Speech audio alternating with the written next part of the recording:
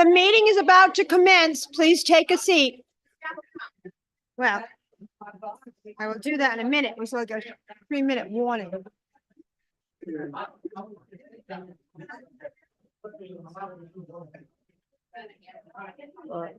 Please have a seat.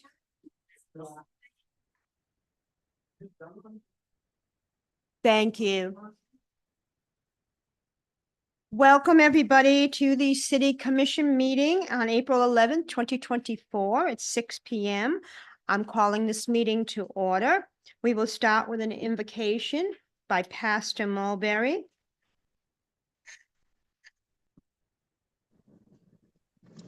Good evening, everyone. Father, again, we thank you for this opportunity. We thank you for this time of sharing. We thank you for this time of coming together. God, we pray that you would touch the minds of the leadership here, give directions, give wisdom, give insight, give what to do and how to do, God, that will bring you glory. Let there be no hidden agendas. But God, we pray that you will grant your purpose to be manifested, your glory to be revealed. It is in Jesus' name we pray. Thank God. Amen and amen. Amen. We're now going to have a moment of silence in honor of Miss Annie Mae Spell, who passed away on April 7th. She was a beloved educator, a pillar of the Palatka community, and a recipient of the City Unsung Hero Award in 2023. Please bow our heads.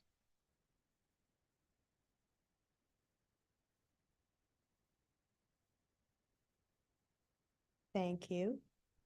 The Pledge of Allegiance is going to be led by Commissioner McCaskill, please. Pledge allegiance to the flag of the United States of America and to the republic for which it stands, one nation, under God, indivisible, with liberty and justice for all.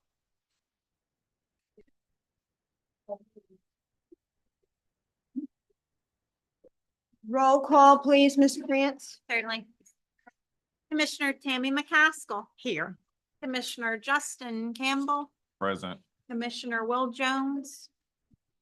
Not present for the record at this time. Commissioner Rufus Borum. Present. Mayor Robbie Correa. Present. Madam Mayor, we have a quorum here in the chambers. Thank you, Ms. Krantz. We're going to move on to the approval of the minutes from March 27th, 2024 workshop and March 28th, 2024 regular meeting. Do we have a motion to? Motion to approve. Second. All in favor? Aye. Aye. Any opposition? Thank you. On to public recognition presentations. St. John's River Bartram Frolic Week, commemorating the 250th anniversary of William Bartram's visit to Palatka, April 24th through 28th, 2024. Ms. Krantz. Thank you so much.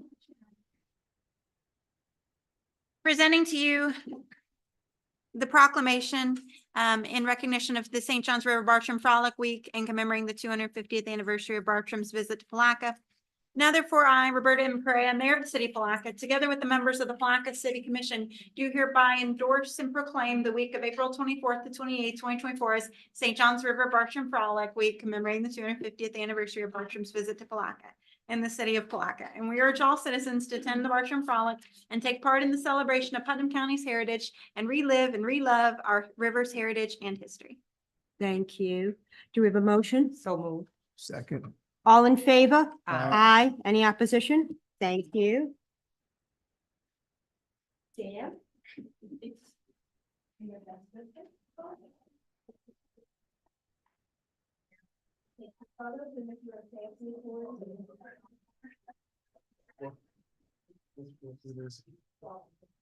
No.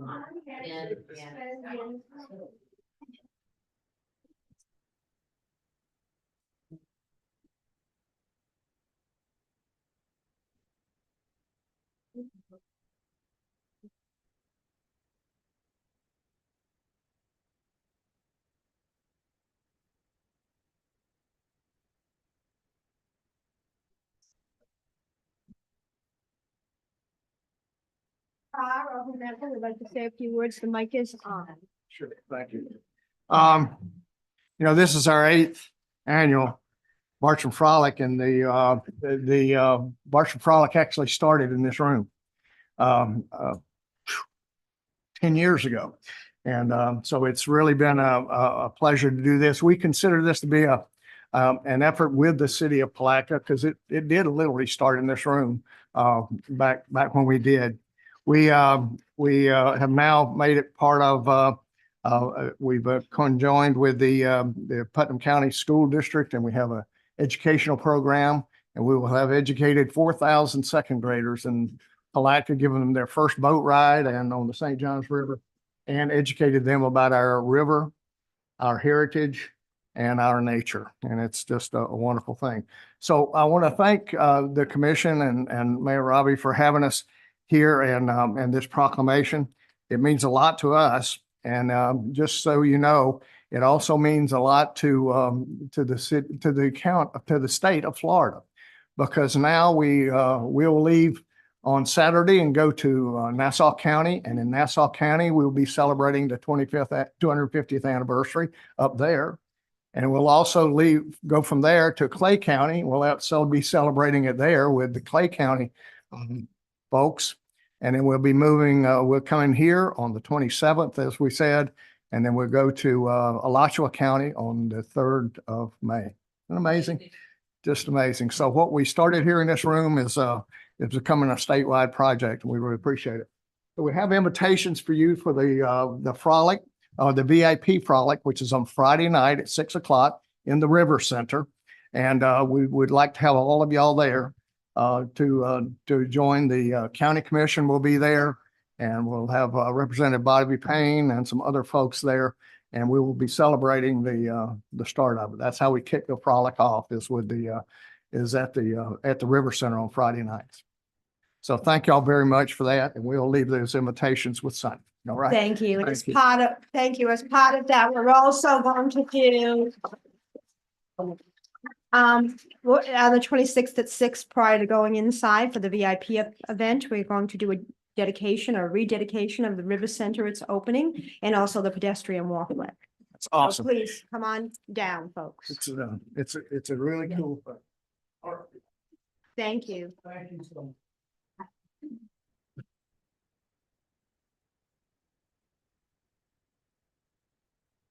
On to city manager and administrative reports.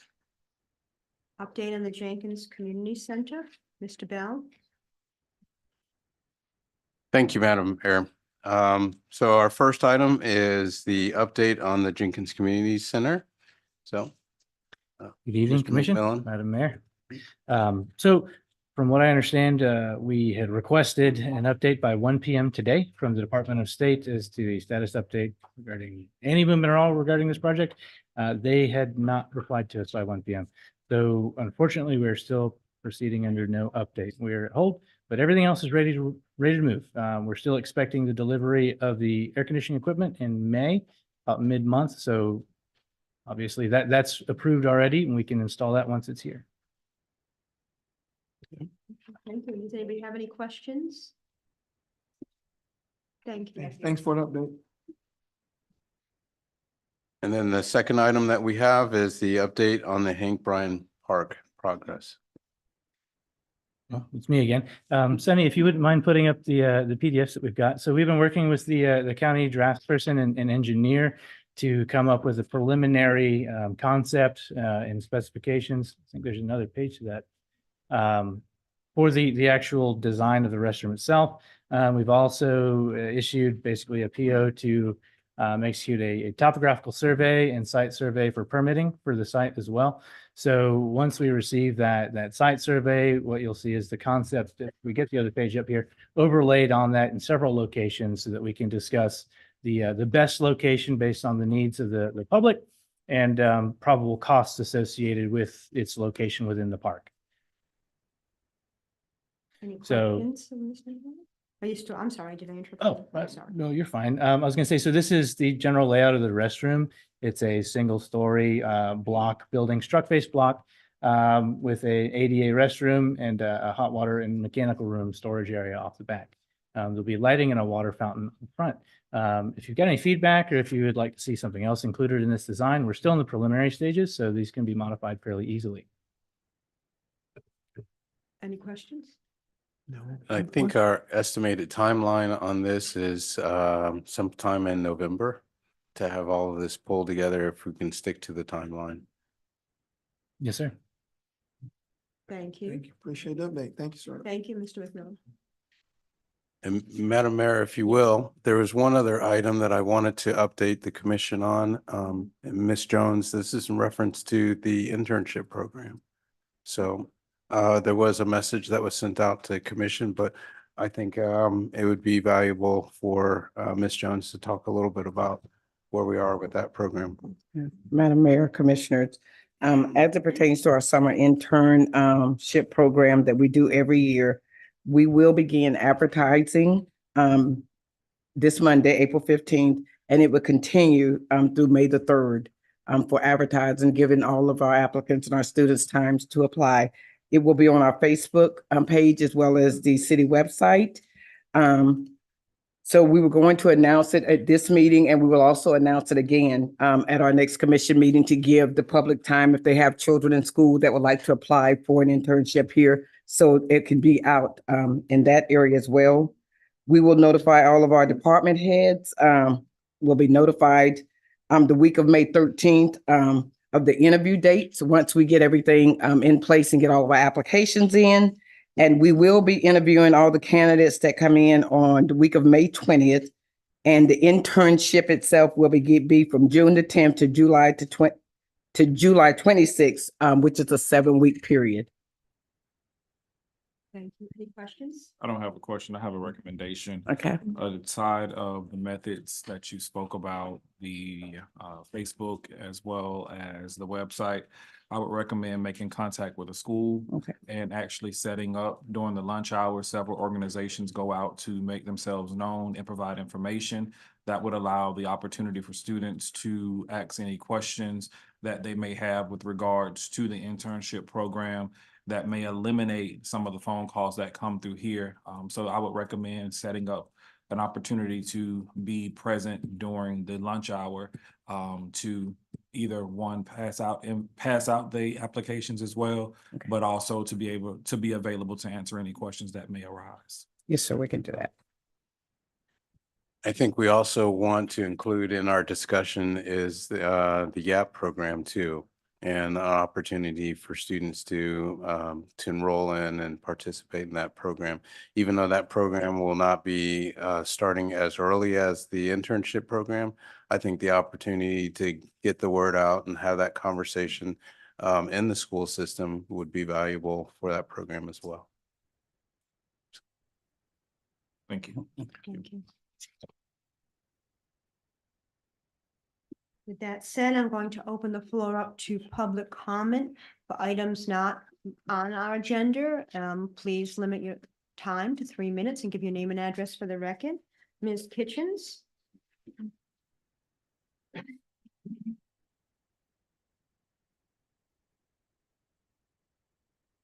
Allegra Kitchens, 1027 South 12th Street, Palatka, Florida. I just wanted to take this time under public comments to tell you how very blessed I and you and the entire city of Palatka is to have Ms. Jane West as our city attorney. She is not only brilliant, she is very honest. She knows what she's doing, and she's a darn good city attorney, and we are really lucky to have her, and I hope we keep her for a long time to come. Thank you, Ms. West, for being so diligent and taking care of the city's legal business. Thank you. Mr. Tavares Clark? Mr. Clark, okay.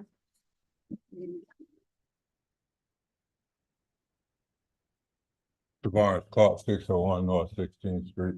I'd like to hold emergency on the agenda for the city of Palatka violating 78166 transfer of ownership.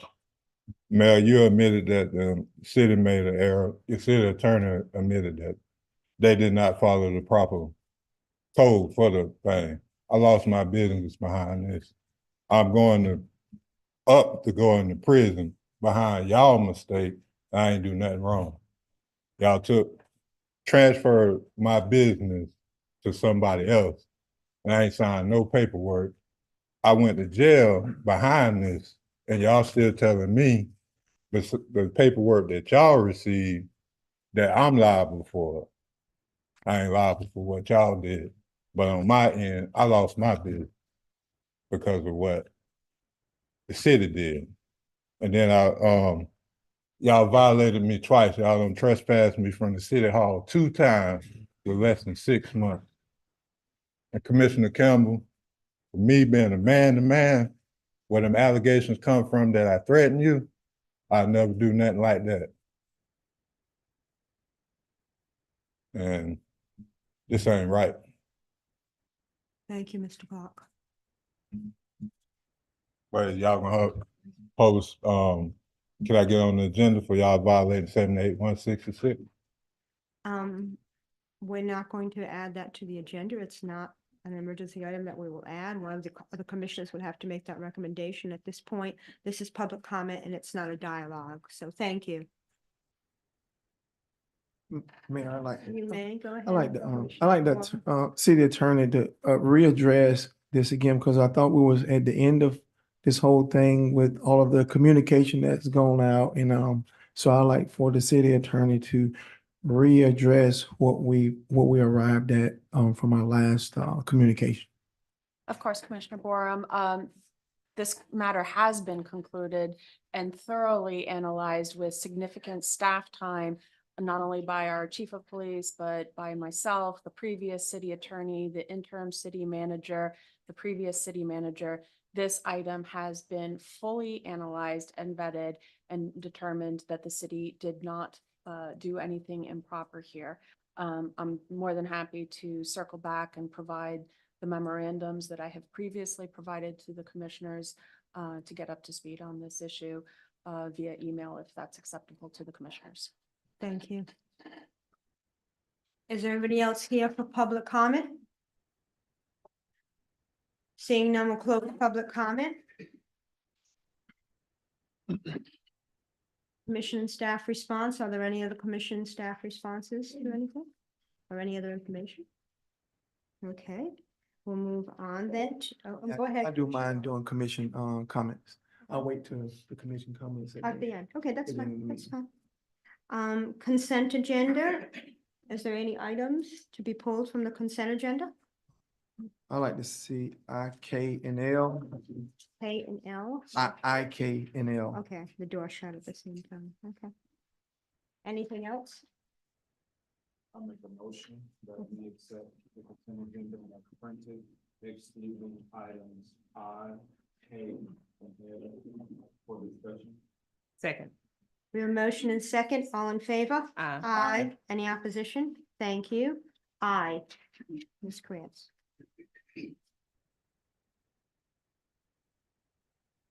You're just bearing with me.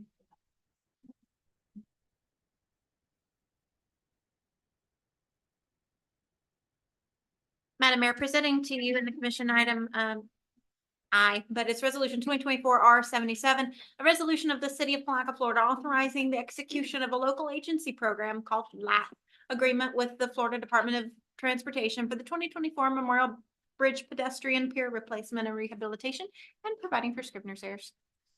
Thank you. Mr. Commissioner Bowen, do you have a No, question? I just want to get a little background on the project, Okay. where, because it's Mr. for McMillan. the complete. Okay, yes, sir. So this is the execution of the agreement that designates us as a local area partner, essentially a representative for FDOT to manage and accept state funds related to the reconstruction and renovation of the Memorial Bridge. Recently, within the last year, we've done close to $80,000 worth of repairs to it. It's at a capital level of replacement and repair now. So this is the state kind of stepping in, but it's allowing us to manage the repair of that infrastructure. Any additional question from Mr. McMillan? I just want the community to kind of understand and know how all of this works as it relates to the bridge, or what have you, as it relates to the bridge, and that we, the city, do not own or maintain the full scope of the bridge, but we work with the state in order to be able to get funds to try and help with what we have to be able to keep the bridge operation. So just kind of FYI. Thank you. Do we have a motion? So moved. Second. All in favor? Aye. Any opposition? Thank you. K, Ms. Creos. That's resolution 2024-R79. A resolution of the city of Palatka granting reduction of the code enforcement daily and accumulated fines and fees and liens assessed for the code enforcement complaint case number 1741 on 720 St. John's Avenue, Palatka, Florida, providing an effective date, authorizing a release of lien upon payment, and providing for scrivener's errors. Thank you, Mr. Cartwright. This is a lien reduction that Mr. Gomez came in and applied for back in January. Can you show the pictures there, Sonny? The property he bought was, had about $150,000 for fines, but he was not aware of that, and due to a search that his title company didn't do due diligence. But when he did or was aware of it, he took, that's the wrong one, Sonny. This is 404 South. Sorry, you said item K? I have that as 2024-R79. I see. That's 720, okay, so. All right, so then, this is 720 St. John's Avenue. This actually was, brought to you, for a lien reduction back in 2023. They had a compliance date to, finish it. They didn't meet that time frame. But since then, they have brought the property in compliance for us, the code violation that we had on file for them. And then they reapplied for a lien reduction. And while the city attorney and myself, recommendation was to go with the original judgment that you gave back in 2023 of $10,000. So, Any questions? And they meet all of the As the- administrative costs associated with that? Yes. It's all included? All included. Okay. I'm good. I just wanted to make sure that we're out in the public. All right. Thank you. Any additional questions? Do we have a motion? Motion to approve? Second. Motion and second, all in favor? Aye. Any opposition? Thank you, Mr. Cartwright. On to L. I have item L. As resolution 2024-R81, a resolution of the city of Palatka granting a reduction and release of lien assessed to 404 South 13th Street, Palatka, Florida for complaint number 2022-011, authorizing the reduction of the lien and release of the lien upon payment, which is attached to the affected property, and providing for scrivener's errors. All right, this is the one we started with earlier. This is Mr. Gomez's lease with lien. He bought the property about 5 months ago. When he bought the property, he was understanding there was no liens on it, but his title company didn't do due diligence. Once he was aware of the property having liens, he took action of making sure he brought the property in compliance. Can you show the picture, Sonny?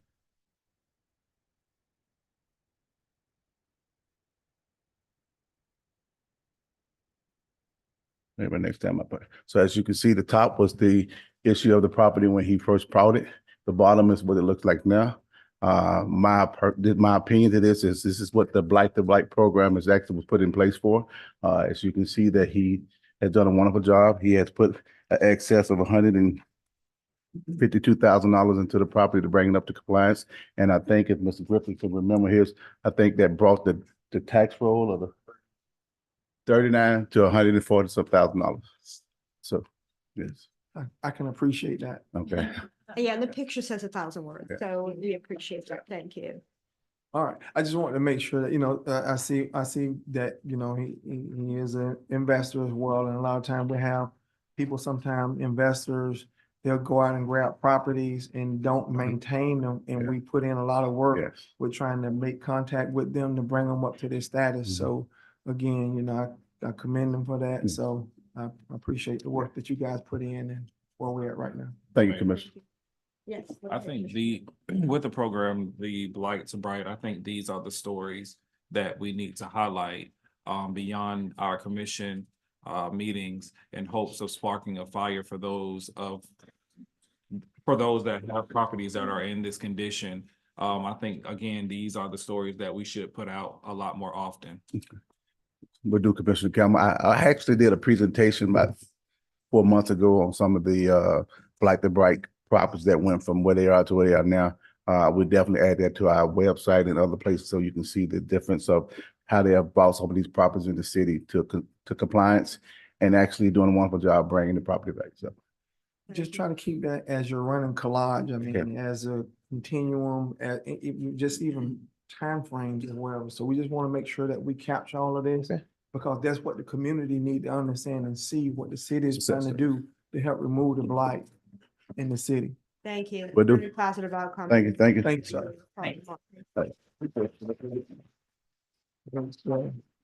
Do we have a motion? Second. All in favor? Aye. Any opposition? Thank you.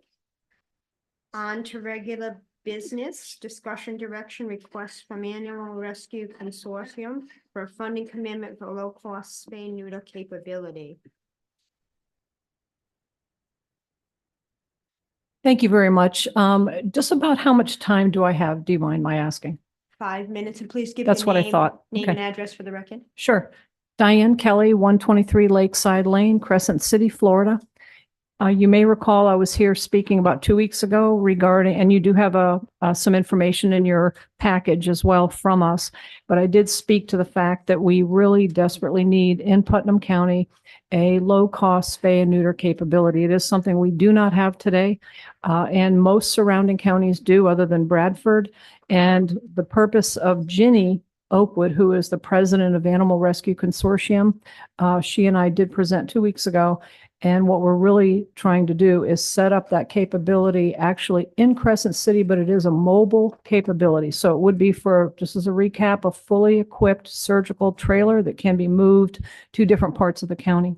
Spay and neuter is critical to help better control animal population, reduce the demand on animal control, and certainly to help with affordability in our community. So I did want to just kind of recap at that point. I did want to also remind the group that right now, Animal Rescue Consortium does provide some low-cost services for folks in Palatka and other areas in Putnam County. That's largely vaccinations, heartworm testing, feline leukemia testing, and vouchers. We do provide vouchers when we can get grants where possible, so that folks can get other services done, including intermittently some spay and neuter services at a low cost. But we need a capability where it's readily available to folks, and we don't have the tremendous demand that we have today, and we don't have as many feral cats, et cetera, in our community.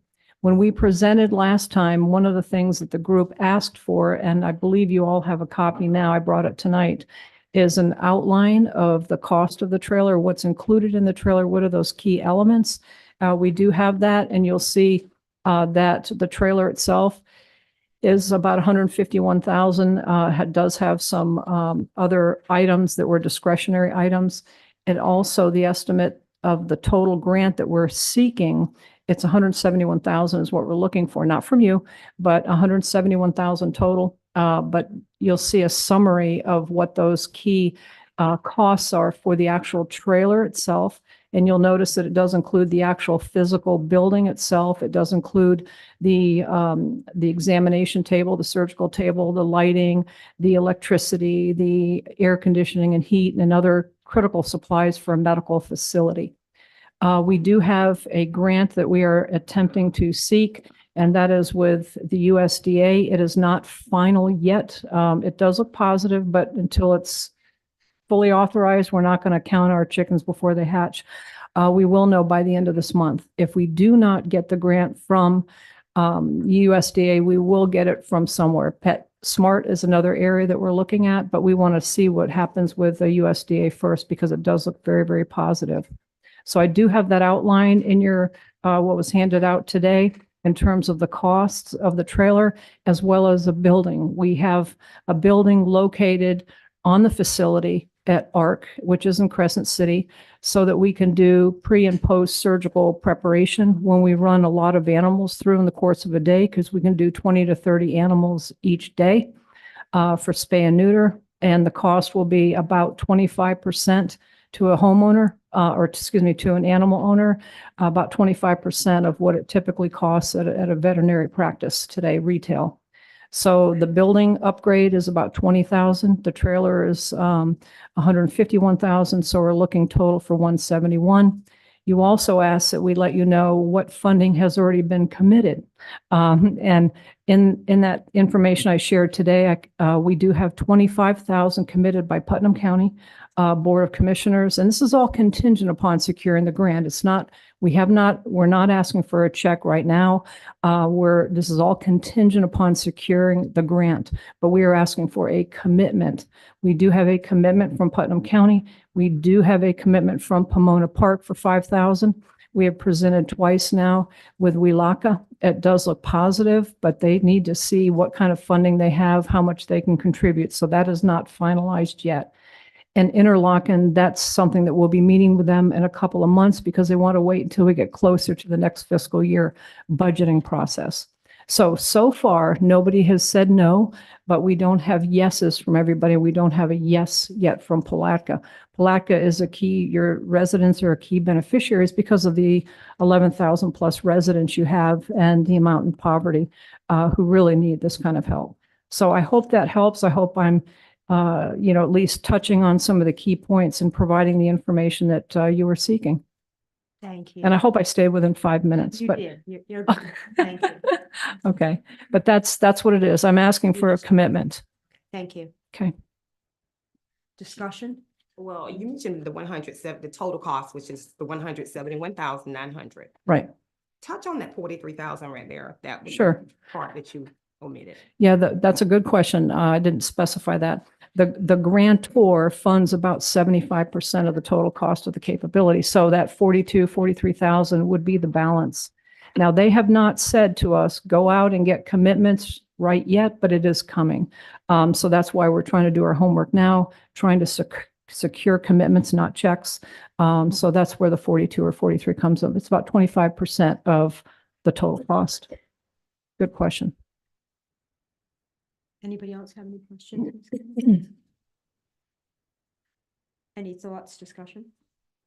It looks like that leaves 13,000 that they would be seeking if the grant is approved. What's that? I'm sorry.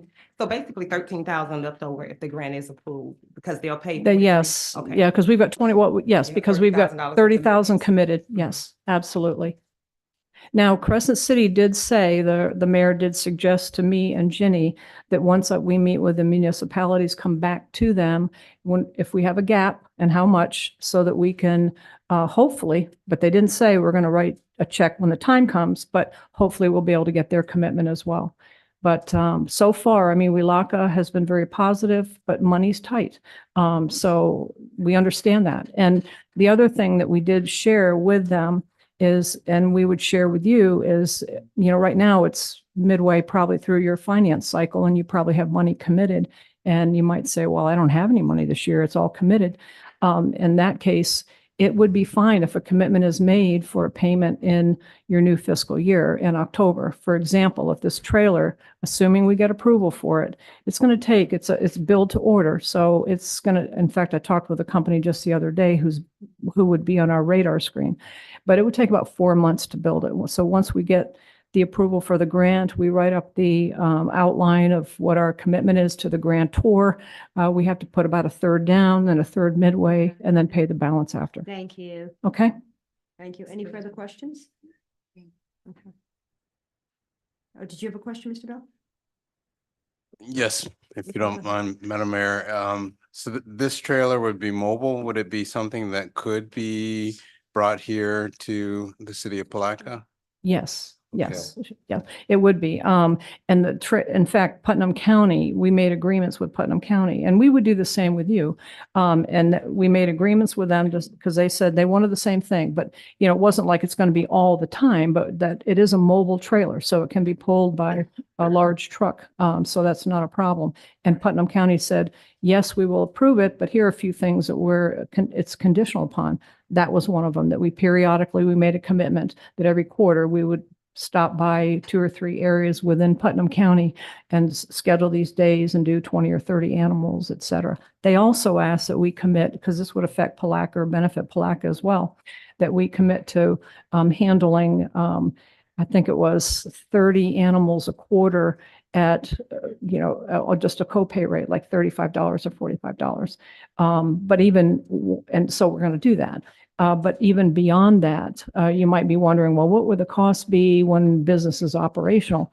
Typically, a dog, depending on weight, would probably be between $60 and $80, and a cat between maybe 30 and 40, versus like my dog was just neutered and he's a big guy. It was almost $400 at a retail veterinarian. But that's a good question, but yes. Any other questions? Discussion? I'm not opposed to us supporting this. I just would like to wait to see what other municipalities are gonna commit to and then coming back. So that'll give us time to look at our finances Okay. and make a better informed decision. Yeah, and I think it's just a matter of talking to Ms. Cardy and just seeing where or what line item we could use to contribute to this, because I think it is important. We all know we have a lot of feral cats in our neighborhoods. And Yes. people are not neutering their pets, and it's a real issue here. Right. So, A lot of thank you. suffering. Go ahead, Commissioner Campbell. We've actually stated that at our last meeting that we wanted to wait until we've heard back from other municipalities. I would like to give her some assurance that we are willing to make a commitment. That would be wonderful. So, I mean, because of course, we still want to wait, but I want to walk away with some form of assurance, the amount not given, but Okay. I would like to make some kind of For commitment sure. to just let her know that. We are. That you're We are. in. That's like that. wonderful. That's So amazing. yeah, I believe everybody here is in favor of that. Definitely. Okay, very No good. matter how much. Yeah, we Okay. was in favor of the last meeting, so. Yeah. So. Thank you. Very good. Well, I'll definitely come back. Okay. Thank you. Thank you so much. I met the time commitment this time, huh?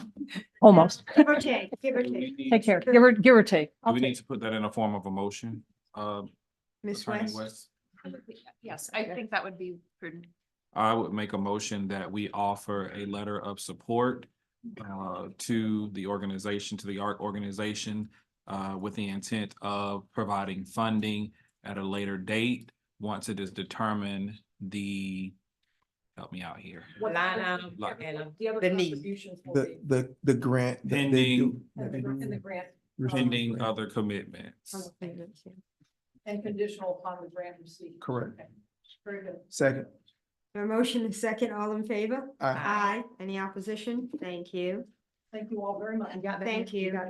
Okay, thank you. Yeah, sorry, it's a little convoluted. We're going to make a slight change in the agenda, and city manager requested this, and we're going to go to item C before B. So discussion direction FY 2023-24 resurfacing program, probable costs and segment section. Mr. McMillan. Good evening again.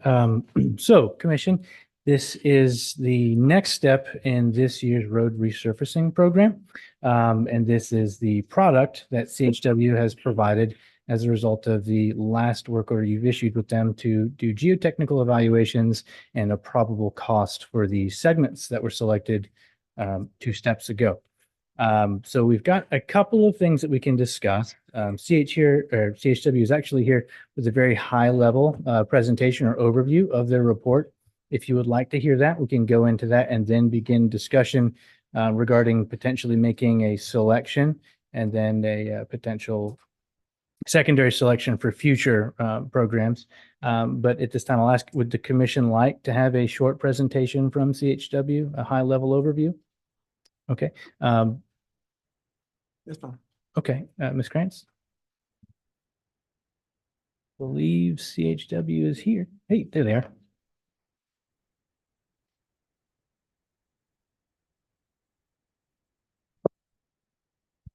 Good evening, Madam Mayor. Monique Heathcock with CHW. I'm here this evening to give you this short presentation. Also have with me Lana Kanachet from our office, and between the two of us, we'll answer your questions about this project. The next slide, please. So the project scope was to perform a geotechnical investigation that gives us the information that we need to know for cost estimating and later for design. It helps us to know what is present with regard to the asphalt and the structure underneath. Also prepare preliminary construction cost estimate that can be used to assist with budgeting and prioritizing which project is done first. And then we summarize the results in a report for your use. And you can see on the right there, the different zones and the different roadways are listed that we examined for these project scope items. Next slide. So we have an analogy here, the roof analogy, and everybody probably is familiar somewhat with their roof. It needs to be replaced every 15 to 20 years. The shingles protect the wood base underneath. When the base starts to fail, the roof, or when the asphalts fail, the shingles, I'm sorry, the roof fails faster and leaks develop. The longer you go without replacing it, the more likely that base, that wood base underneath becomes damaged, leading to more repairs and more costs. The shingles are like the asphalt layer on the road. The road is made of multiple layers. And so the goal is to protect and replace that asphalt layer in a timely fashion to prevent the lower layers from being damaged.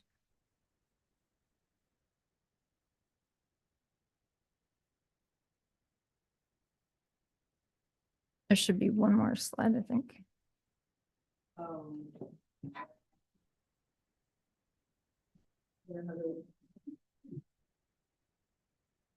Thank you, Commissioner. Don't take them yet. It might be early. There we go. So Go back one. There you go. Okay, so these are some photos of some of the worst areas, but a lot of times it doesn't look quite this bad. But what we did was we took the DOT, Florida DOT has a pavement evaluation program. We modified it a little bit to kind of better suit the local streets here. And we gave all of the streets in this project a rating so that we could kind of prioritize or understand with numbers what the condition of the roads were. So like I said, the photos are kind of some of the really bad ones, but they're also representative. Next slide. Other direction. Go down. One more. Okay. So there are different ways, once you know the numbers, once you know the costs, there are different ways to prioritize how do we spend the money? Which roads do we select first? Ultimately, it's up to you. One option is to always pick the worst first. Those also take the largest amount of money per length to repair. If you want to have a pavement preservation program, that's another way to prioritize the funding. That really involves investment in a thorough evaluation of the condition of the roads, and then getting to that top layer, the shingle layer, if you want to call it that, the top layer before it gets too bad. It helps to reduce the amount of money that has to be spent redoing the lower layers of the pavement. Then, I'm sorry, go back. Okay, so then the third is a subjective selection. And that can be like any number of things. You might say we should not be doing the roads in this category because we know we're going to replace the water lines in 2 years or some other utility. Ideally, you would not cut open a road after it's just been paved. So that would be one reason to prioritize one way or another. It may be that certain neighborhoods in the city have received a lot of improvements, and so you want to spread the budget dollars around and select somewhere else. That could be something that drives prioritization.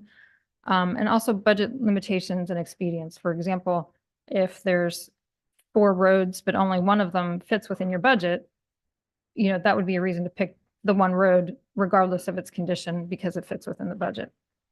And next slide. These are the totals in the 4 zones. The cost of the roadway rehabilitation, and then we added a cost for some minimal drainage improvements. So those are totals, so that's a lot of roads together. The report breaks everything out, and I think there's also a table available that kind of itemizes the roads. But those are the total numbers for everything, and I think that's the last slide. Is there one more slide there? Yep. So if you have questions, more specific than that, between us and Dell, we will answer those. Commissioner Boyle? Yes, I had one. You had the numbers up, but what, do you have like the linear footage on those categories? Sure. Yes, sir. Actually, later in this discussion, we've got a segment table that we're trying to pull up now that has a breakdown of both the rating, the length and cost per square yard and total cost of those sections, along with some additional information we can walk you through to make a decision.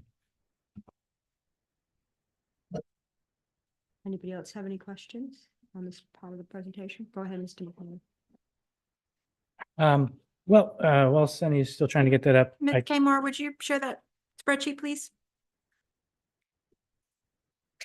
So in CHW's report, they've gone over the entire zone map that was suggested to have this study done on it.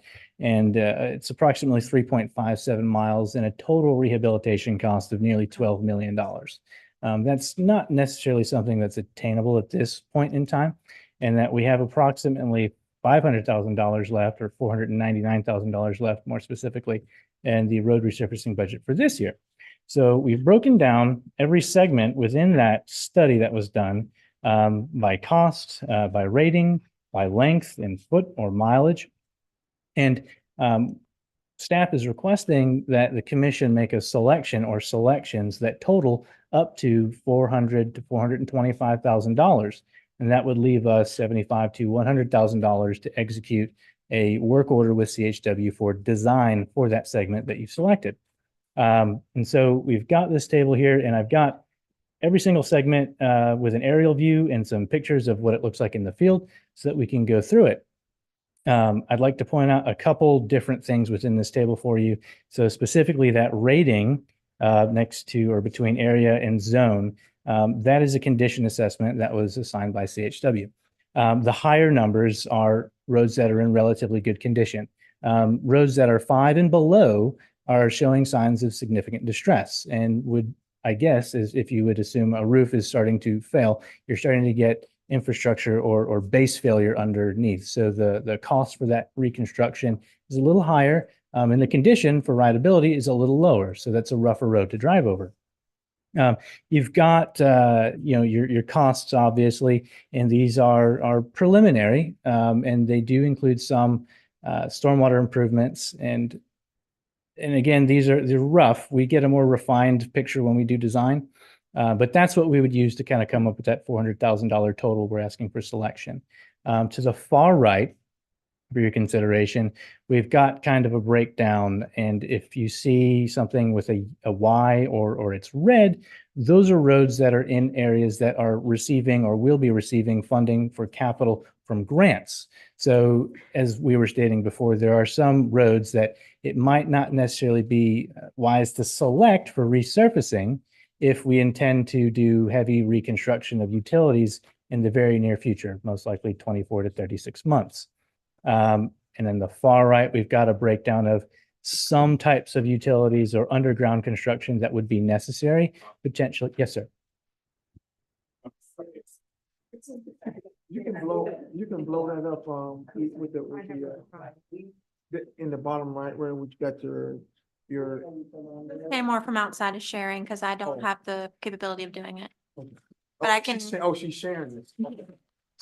I know you can. Technical difficulties, I apologize. Yeah, because you can blow that up.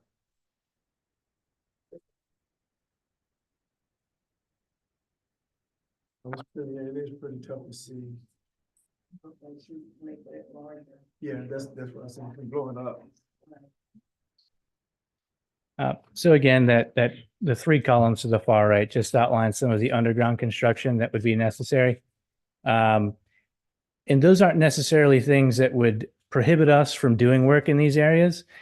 Specifically for stormwater, some of those costs are already built into this cost table. For some of your utilities, such as potable water or sanitary sewer, there are additional funds outside of the road resurfacing line that we could use to address some of the issues in these smaller segments. And I guess I would like to just request, some discussion as to which sections you may like to get more information on, and we can kind of go through an explanation for them. Were you looking for that right tonight? We were hoping to get direction as a selection to move forward into actually design so that we can get this awarded out into the bid circuit for beginning reconstruction. Right.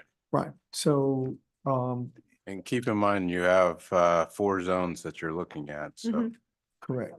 Mhm. Correct. So with all of that being said, I'm in- not sure if I like to look at it a little bit more, just a little bit more time on it before I. Did everybody get one of these? I mean, I had it previously and I brought it with me. Okay.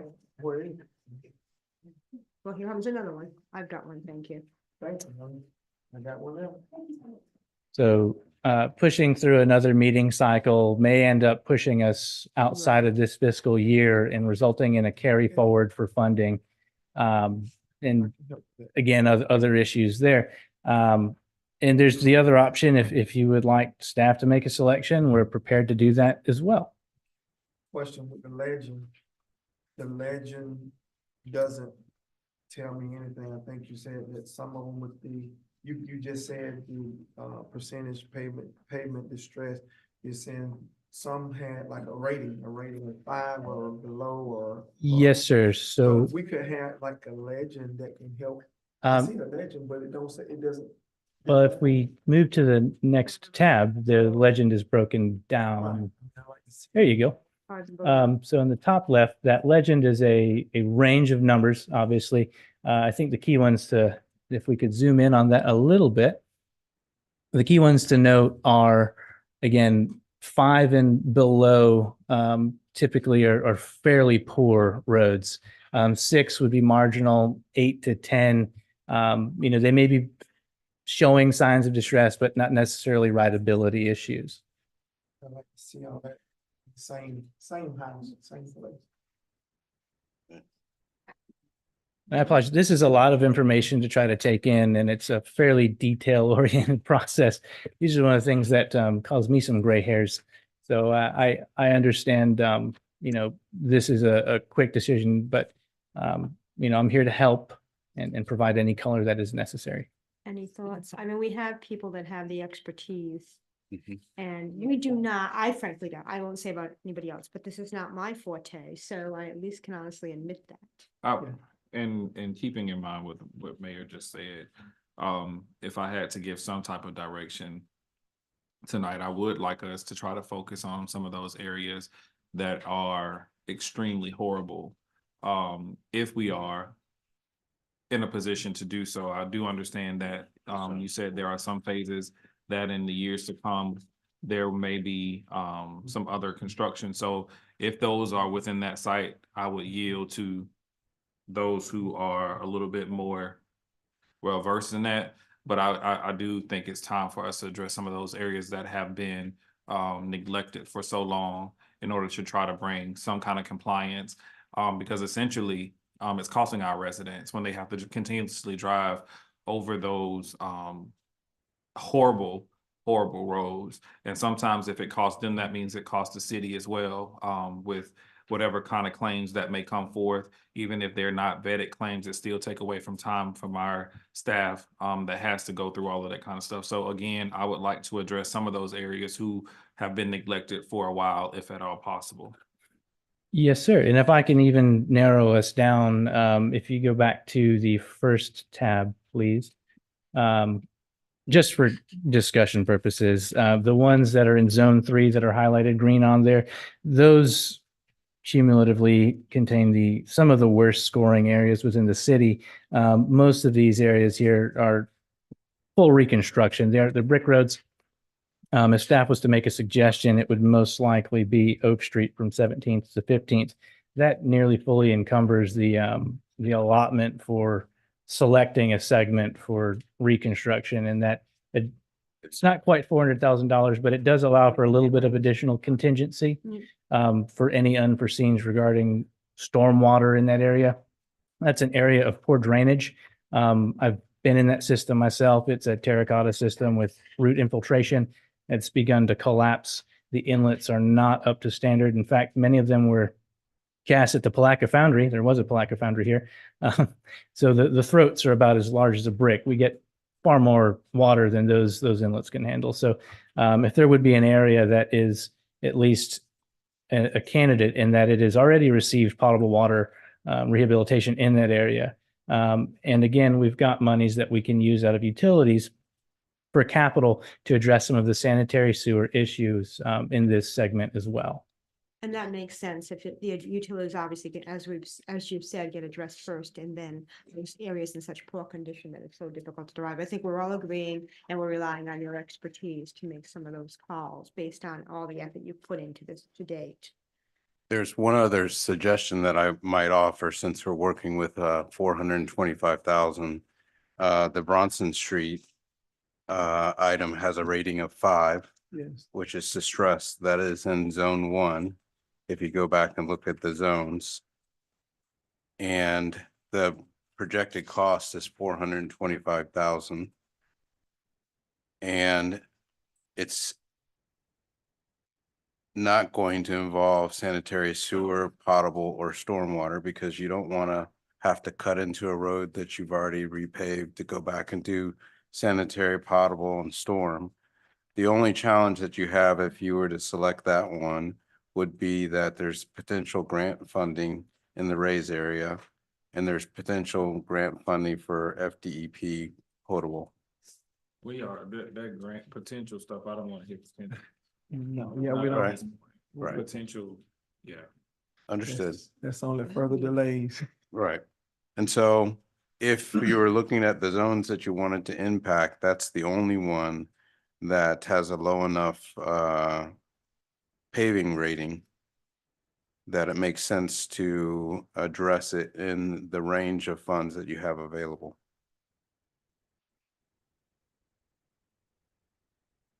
Okay, so obviously we've been presented with 2 possible options. If you'd like to pick, either one is perfectly attainable. Then you got Oak Street as well with a rating of a 2. Yes, sir. Right. That would have, that was our original suggestion. Right. In that section, zone 3. And that's within the price, I mean, that's within the range as well. 390,000.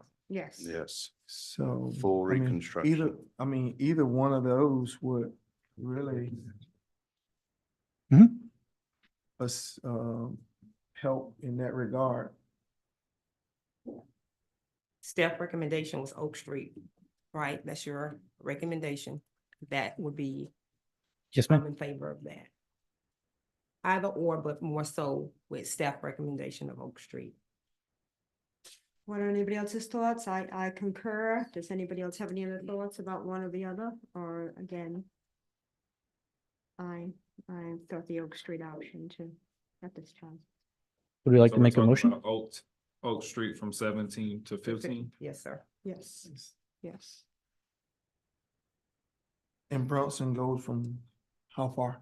It is approximately, well, about double 1,350 feet, the okay, I see. length. Yeah. Yes, You got sir. 1,350 feet there. And if we're interested, there's pictures available in the tab listed Bronson or Oak Street Right. in there. Might be difficult to slide through there, but There you Okay. go. so that's the segment of Bronson that's being addressed in that. And if you scroll down, there's some pictures of various imperfections within the roadway itself that would be addressed. I believe there's some speed bumps on this road as well. And that's coming in from 19th Street. Yes, sir. Mhm. 425, so that would meet, That area is horrible. that would meet, that's for reconstruction. Either one would be fine for me. Can I just see the oak? If Gary's listening, that's all the way to the right. You'd have to scroll to the right with the tabs. Or you could click. And based on this assessment of Oak Street.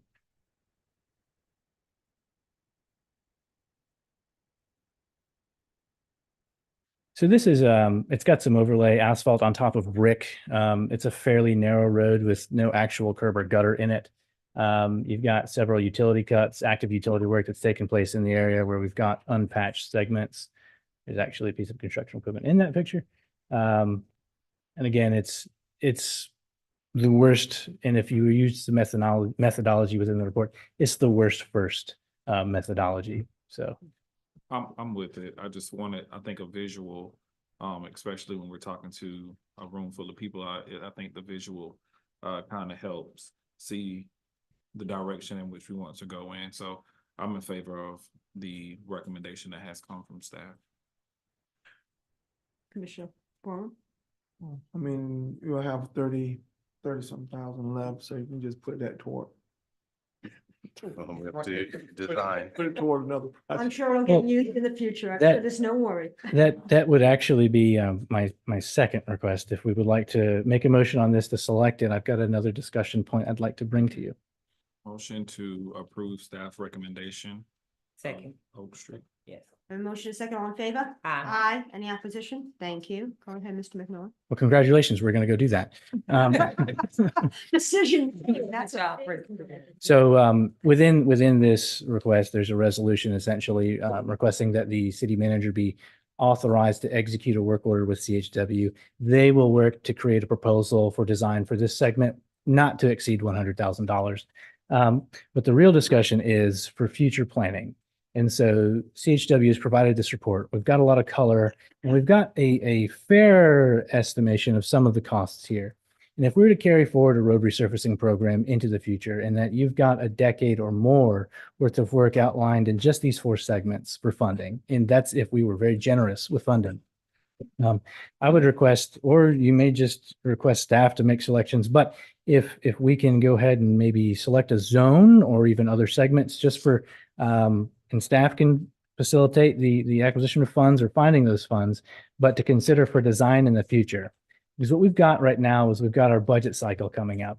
And what I'd like to come to you with is a preparation for a decision unit for you to be able to either fund or select the next resurfacing project for next fiscal year. And we can build it into the budget at the conclusion of that exercise. And we would bring that proposal for design back to you at a later meeting, probably the next meeting. So if you have a zone specifically or any I guess, direction based on this table. And you can pick up to $2 million, but, we can work to create a design to have shovel-ready projects, either for grant applications or for budgetary purposes going forward. Sounds like a good idea. Go ahead. I have a question Gable. before I make a recommendation for that. So if you're on 19th and you're heading south, you cross over St. John's and you get to that brick road. That is completely horrible. A lot of us have had to go that way with the rerouting. It's right there with the greenhouse that sits on St. John. Yes, So sir. 19 crossing over. Is there any type of, has that been brought to your attention, or is there anything that we can do to possibly bring that into some of the scope of work? Because like I said, I know for one of the main things of it, there's a tree root that's growing in the middle of the road. Yes, sir. So has that been brought to your attention, or is there any? I'm actually happy you brought it up. It makes us look like we're very prepared. We're actually prepared to start reconditioning the segment where the tree was removed by the homeowner to smooth that out when we close that segment related to the actual utility work we've got going on now. So when the county's project goes through and reconstructs St. John's Avenue through there, we'll be able to piggyback off of their maintenance of traffic and start rebuilding the brick road segment there to smooth that out. And that could be another section that we kind of outline for design in the future. But we intend to address that, and we've already got the quotes and the vendors ready to move on that project. I put in a work request. a I while back believe on that. that may have been what spurred it. Thank you. Okay, do we have any ideas about, or recommendations, discussion about moving forward? So there is. I think we gave them something to give us some time to buy in, so And, give us a little opportunity to continue to think about it. I think we gave you enough to move forward with something, and then gives us a little bit more time to kind of think about. Is this something we'll bring to the next meeting, or do you I want would to? make that recommendation. Okay. they've done a wonderful job with putting this together. So they put a lot of time and effort in it, and it's something that we really have to commend them about and keep it moving forward. Thank you for this. Thank you. And we'll make sure we make some decisions at the next meeting. Absolutely, I appreciate it. And in the meantime, if you've got any questions at all regarding this table specifically or anything relating to this resurfacing, please feel free to reach out. I'm available at all times. We're good. We got the tabs. We're good. We're good. Thank you. Thank you. Yes, actually, one more item. That's the resolution actually to authorize the execution of the design proposal. If you would like to move forward with that, that would allow us to actually accomplish what we've selected tonight. Okay. Okay. I'm gonna read the resolution, Ms. Krantz. Certainly, and I need a numbered apologies, that's not there, but a resolution of the city of Palatka, Florida, authorizing the city manager to execute a work order with CHW for roadway design and CEI services for an amount not to exceed of $100,000 based on commissioned road segment selections and providing for scrivener's errors. So move. Second. All in favor? Aye. Any opposition? Thank you. Thank you. We're going to move on to what was B, discussion direction land swap, the St. John's River Environmental Center at 102 North First Street for 100 and 102 Reed Street. Request to Blue Crab Development Group North LLC.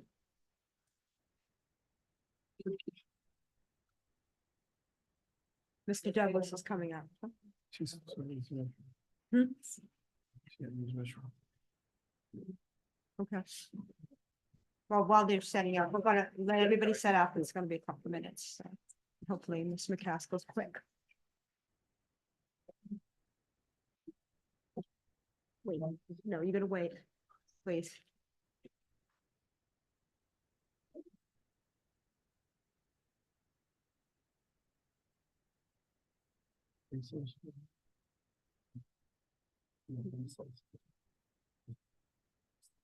I think by the time they set up, maybe the chairman will be back. I'm kind of hoping.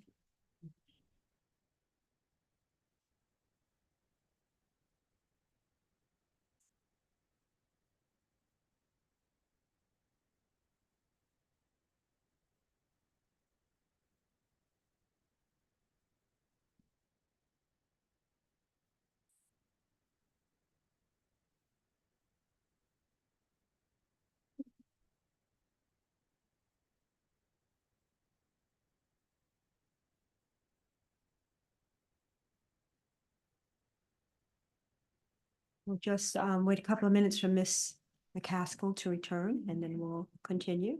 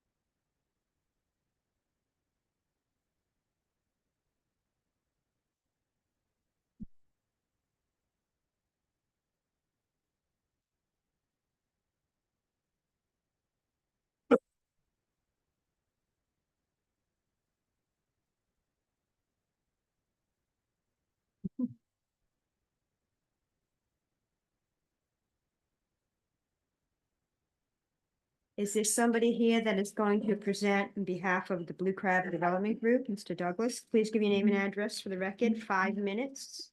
Charlie Douglas, 117 North Second Street. Madam Mayor, Commissioners, Mr. Manager, Madam Attorney, and fellow citizens of Palatka. We are here tonight for further discussion about the future of the 100 block and the River Center. First, I would like to address Commissioner Campbell's question from the last meeting. How did we get here? The short answer is that I saw a need and an opportunity, which led to an open discussion with numerous stakeholder groups and individuals who collectively envision a revitalization of Palatka, our gem city of the St. John's. Many of us can remember a time when preservation of the historic buildings on the 100 block was in serious question. Fortunately, redevelopment of the historic buildings occurred in conjunction with the construction of the River Center. 4 years ago, it was my privilege and honor to move our offices to the 100 block. My personal office faces toward the river, and through my office window, I look at the River Center every day. It is no doubt a jewel in our downtown, but I think we can probably all agree that it is significantly underutilized. So I found myself asking, what can I do to help? How can I help awaken the River Center, help it reach its full potential, and help lift our community as a whole? Along the way, Mr. Alford entrusted me with another local jewel, the radio station, that has served this community for over half a century, delivering local content to our citizens. Bass Capital Radio would like to broadcast live from the banks of the St. Johns River inside a portion of the River Center. And this will serve as a place for locals and visitors alike to come in and hear about local events, participate in all the happenings, and learn what is special about Palatka. And it will keep the building open and fully staffed.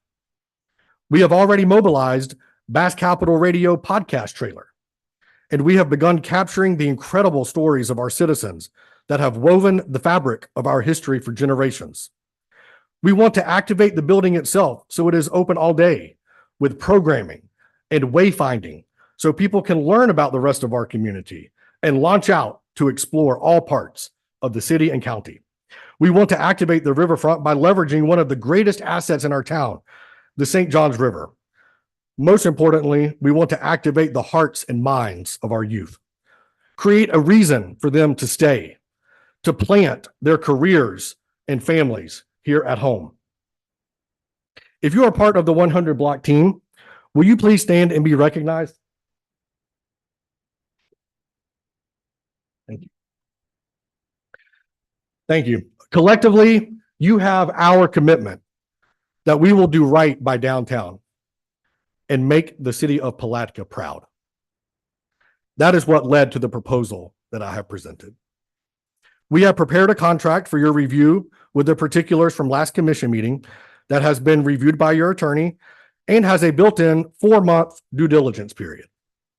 As for the price, it will be decided fairly, independently, and transparently by a neutral third-party appraiser. The city would gain a larger footprint to increase its available options, whether that include expanding City Hall or pedestrian bridge, or even revenue-generating streams of income while planning longer-term development.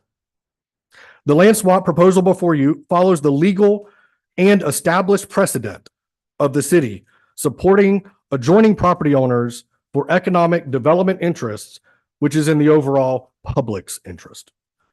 Municipal cooperation promotes real estate assemblage, unifies space for larger and bigger development that increases the tax base, ensures stability of business activities and private investment, while at the same time, it prevents discord and turmoil of unsavory uses abutting existing property owners who have tried to do good and raise the bar for our community.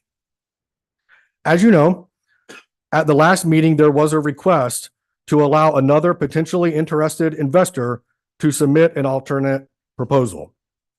I was able to have an extended conversation directly with that interested party.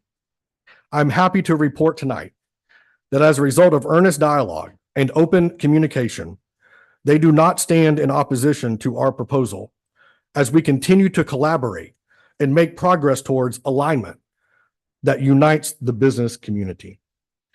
We ask for your support to join arm in arm to activate the River Center, bridge our city's past with our future, unite all voices in our community, and continue the positive economic revitalization of our downtown. We ask for your help to see a community lifted, a renaissance realized, and a vision fulfilled. Thank you for your consideration. Thank you.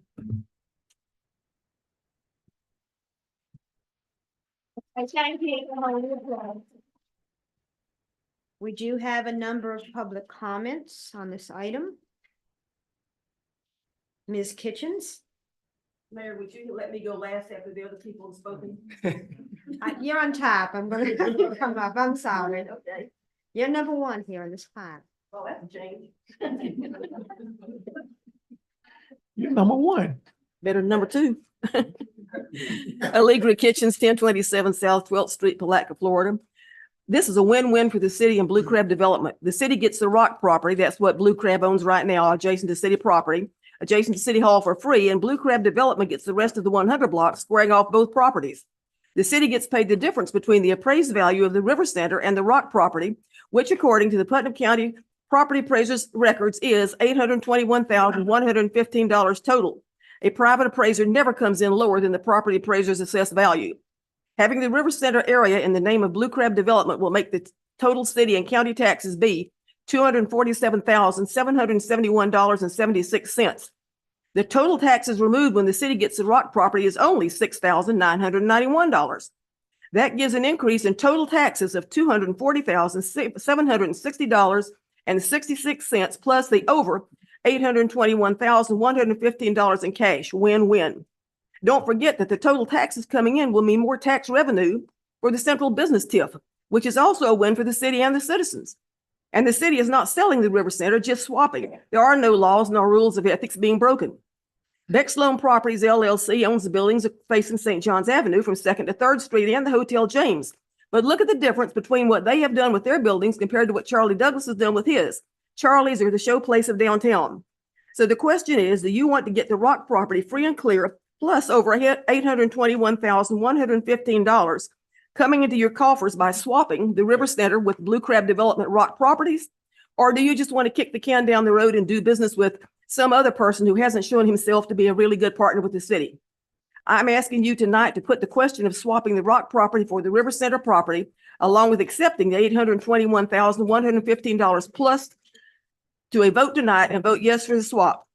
Offers like this and from a reputable person don't come around every day. I'm asking you to put it on the agenda tonight and vote for it. Thank you. Thank you. Mr. George Deloach, please don't clap. I'm sorry. Mr. George Deloach, please name and address.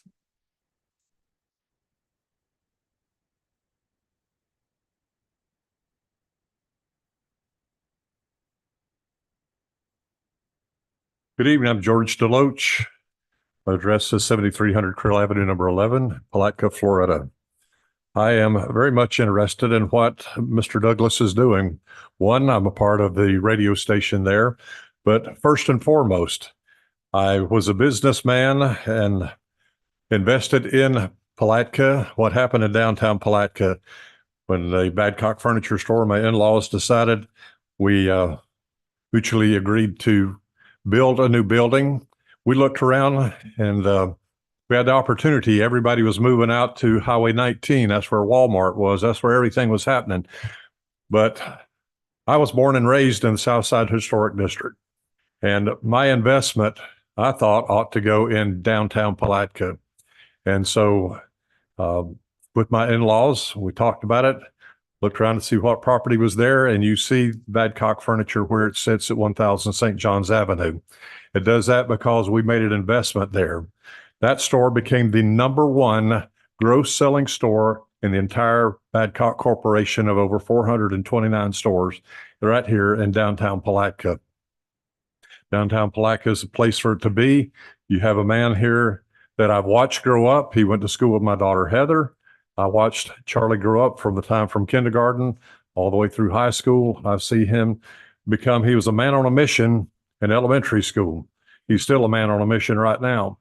And he's a man on a mission to do the right thing for Putnam County and for what happens in downtown Palatka. You cannot make a better decision than what Charlie Douglas is proposing to you right now. As a former business owner in downtown Palatka, as a person that has grown up in the historic district, I implore you to make the right decision and make this happen. Thank you. Thank you. Hold the applause, please. Dr. Feibelman. Please give your name and address.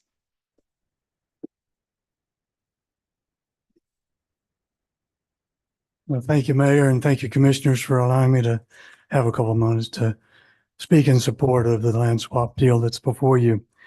A few years ago, not quite 3 years ago, my wife and I, Donna Hersey Feibelman, had a bit of a dream about elevating the culinary experience and just the overall downtown experience. And we had the idea of putting in a restaurant, which we didn't know a lot about. But my wife, by the way, Donna Hersey, is a native Palatkan, and her dear parents, Don and Charlotte Hersey, are my great heroes of all time. But if you don't know Donna, she's the cute blonde in the teal scrubs in the back, but don't look now. But anyway, about the same time we started this, we were looking for a really renowned chef. We didn't want to do the usual, we wanted something special. And I don't remember if he found us or we found him, but we were able to come up together with a gentleman called Caleb Blake. Caleb is a culinary genius, I would have to say. And with his expertise and his blessing, we have been able to do some incredible things down there. And also, I want to thank you guys for all of your support and encouragement over the last couple of years as we've been growing this endeavor, which we had no idea what would happen. About the time we were putting this together, Charlie, excuse me, I've called him Charlie. I also knew him when he was just out of diapers. But you know, he was at 6 years old, he was able to carry on an educated conversation with an adult. So, and he's grown up now, so I better be quiet. He's bigger than I am. But anyway, what an incredible man. And so he offered us the opportunity to come into that environment. And at the same time, he was renovating and putting his dream into place with that 100 block. We have been so blessed to have that opportunity. And with that now, the restaurant there and the area shares a place where we employ over 50 people now. That's probably, I don't know how to verify it, but one of the higher employers of the county, probably. And I mean, not the county, but the downtown district. And we have a total vision, just as everyone else here in the room does, to make this a very, very special place. We know that you have a great opportunity here in Palatka, and the riverfront is just primo and primed and ready and actually happening. I know that Mr. Douglas will be the same kind of incredible landlord for that River Center building that he has been to those of us in the other historic building that he's renovated. He's just put his heart and soul into this thing and not messed around. He's actually making it happen. Thank you. So I want to thank you for all the opportunity. Please do the right thing, a win-win situation for us all. Thank you. Can you please give us your name and address for the record? Richard Feibelman.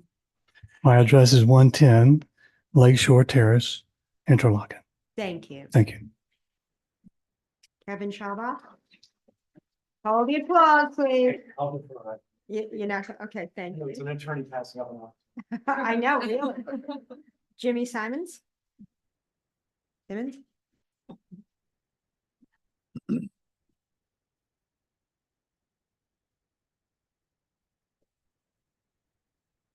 Will do.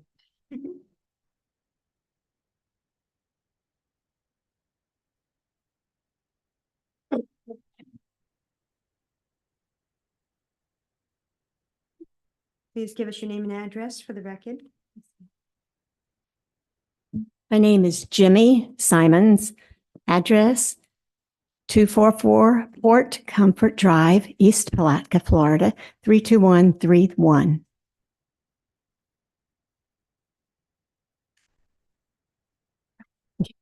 I've been asked to read a letter of support from Dr. Brian L. Bordeaux, PhD, Associate Professor of Marketing, Raymond J. Harbert College of Business, Auburn University, President and CEO of the River Street Group, LLC. He was a student in Putnam County, went through the school system for several years, and participated in the Palatka Youth Athletic Program. He probably participated with some of your children, those of you that are in this room. The letter began, City Commission members and Mayor Correa. I am writing to demonstrate my support for the Blue Crab Development Group proposal. Being a native of Palatka, the downtown area is near and dear to me. I grew up on the corner of 15th and River Streets. I made countless trips down the hill from the top of the River Street on my bicycle to the riverfront downtown as a boy. I fondly remember Western Auto, McCrory's, milkshakes from Moore's Drugstore, and getting my hair cut by Bill the Barber. I will be discussing the value and assemblage in planning for future growth of municipalities and developers. I have been a marketing professor at Auburn University for the past 18 years. I hold a PhD in marketing, MS in demography and applied statistics, and an MS in marketing, all from Florida State University. I also obtained an AA from St. John's River Community College while playing on the baseball team. I likewise own a consulting company named the River Street Group. I named my company after the street I grew up on. on in Palatka as a homage to the place where I was raised. As a professor, I teach marketing strategy. This course focuses on financial aspects of marketing. In my role as a consultant, I specialize in expert witnessing for business damages, cases, corporate marketing strategy, and patent and trademark litigation. Thus, I feel confident in my ability to speak to the benefits of assemblage based on my academic and consulting experience. Assemblage in the context of real estate refers to the process acquiring multiple parcels of land in order to create a larger, more cohesive development. This can be done by either purchasing individual parcels or negotiating with multiple property owners to combine their land for a larger development. By combining multiple parcels of land, developers can consolidate infrastructure, utilities, parking, and other amenities, reducing overall costs. This can make the project more financially feasible and attractive to future investors. In addition to cost savings, assemblage also presents opportunities for developers to create more cohesive and integrated development. By assembling multiple parcels of land, developers have a greater control over the design and layout of the development, allowing for better integration of amenities, open spaces, and other features that enhance the overall quality of life for the residents. Furthermore, assemblage can also increase the marketability of a development. Larger, more integrated developments are often more appealing to buyers and investors, as they offer a wider range of amenities and more cohesive living environment. This can help drive demand for the development and increase the property values over time. What's that, 5 minutes? Yeah, it's been about that. Yeah, no, you're really on. Okay. I'm sorry.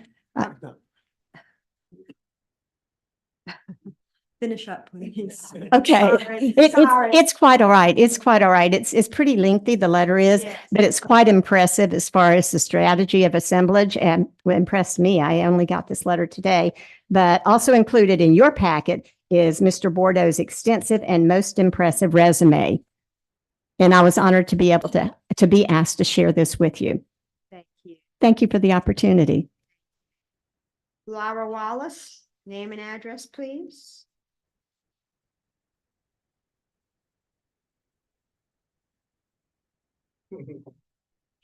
I am Lara Wallace. My address is 1428 St. John's Avenue in Palatka.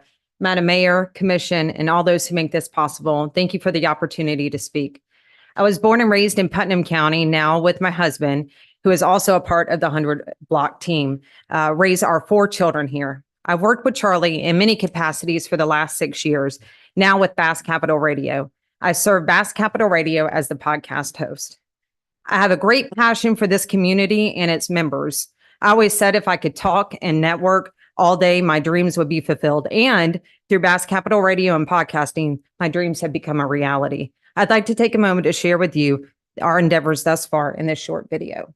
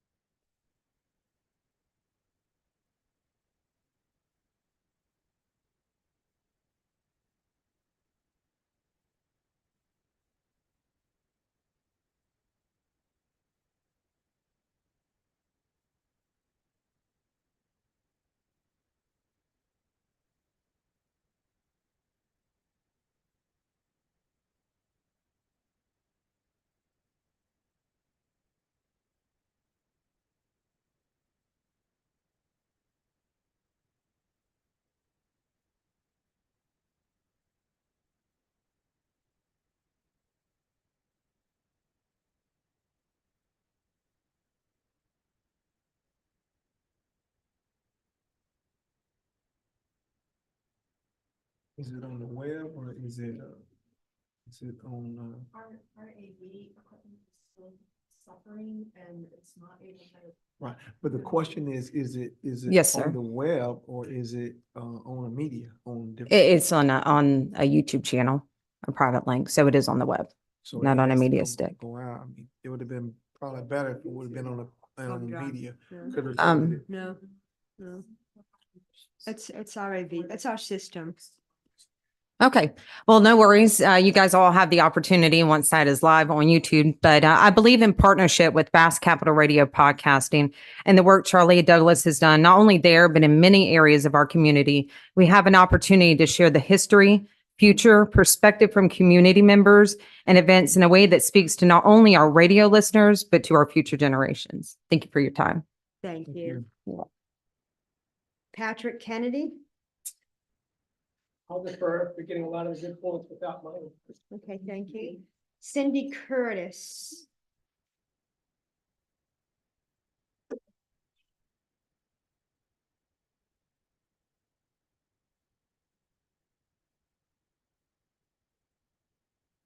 Please give your name and address. Cindy Curtis, 325 Round Lake Road, Palatka.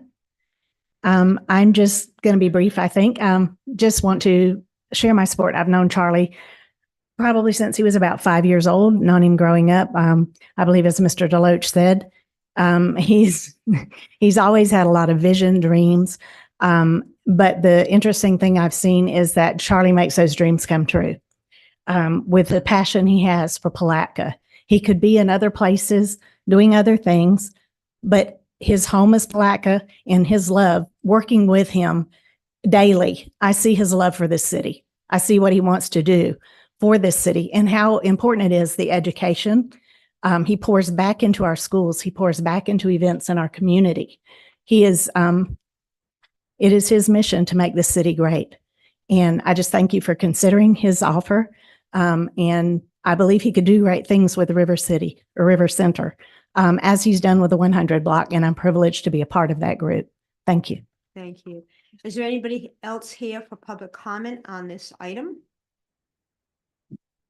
Please fill out a yellow common jump, but give your name and address. Okay, I don't have it. My name is Audrey Wise. I reside at 1610 Edgemore Street.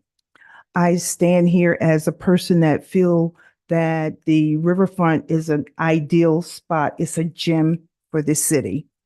I totally am in support of anything that would enhance that. But my question as a GQ citizen is, I don't know Charlie like that. So my question is, I'm not sure what it is exactly he's proposing to do. That's why I came to this meeting. So my question is, are you going to bring businesses and entertainment and whatever to that site? That's a plus. But my question to the board, what are you going to do with the property that he's swapping? I don't understand this swapping stuff.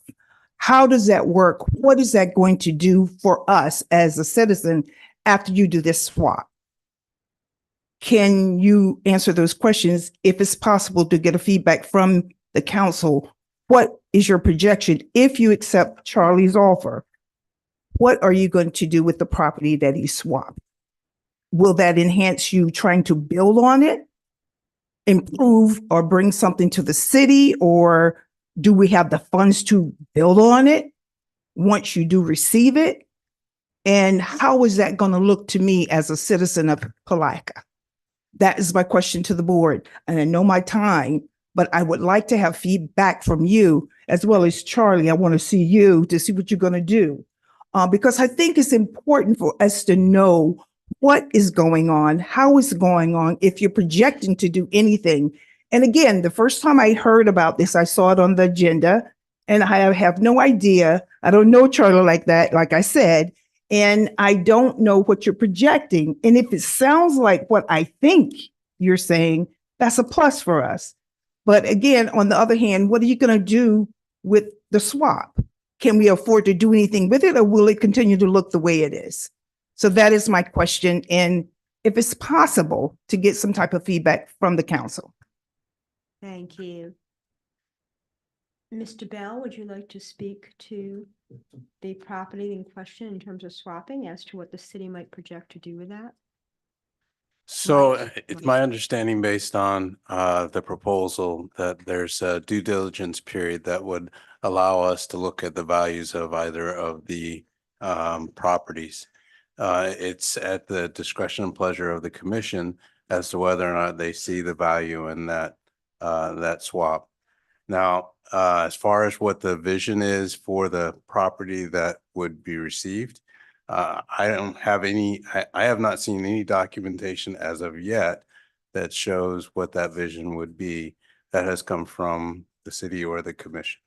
So that still remains to be seen as far as I understand it. So you're saying you're going to swap for something that you don't know what you're going to do with. Is that my understanding? I think we have not discussed it. Go ahead, Ms. West.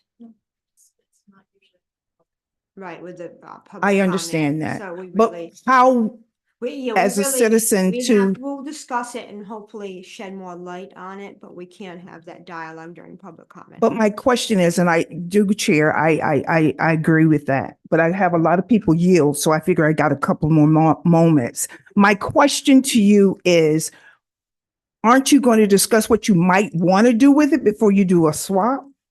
Yes, obviously, and also as City Manager Bell mentioned, there will be a due diligence period for us to investigate the structure that's there and the property to make sure. But again, we're not dialoguing with you in public comment. No so need thank to you. dialogue, We'll but let I you just go want to from make the sure it's start. on public record that you're going to check and see what you're going to do with something that you're swapping, and that the citizens, we just have a property and nothing to be done with our financial obligation to put something on it. And if it's going to be like Charlie says, I'm sure Charlie would like something nice on that other side that would enhance what he's going to do. That is my question as a citizen, and I will be back to ask you this question again. Thank you. Is there anybody else here for public comment on this item? Seeing none, we'll close public comment, discussion, direction. I have a question about the land swap versus putting it out for bid, just making sure, that we don't have no legal issues coming as a result. If we did the land swap versus putting it out for bid for others that are possibly interested. Go ahead, Ms. West. Right, so there is an attorney general opinion on this. You don't have to put it out for an RFP. As a matter of fact, the city just engaged and is currently undergoing a land swap, as you know, out at the airport for property there. So that did not go out to bid. It is perfectly legally permissible to engage in the land swap. Okay. Very good. Anybody else have any questions?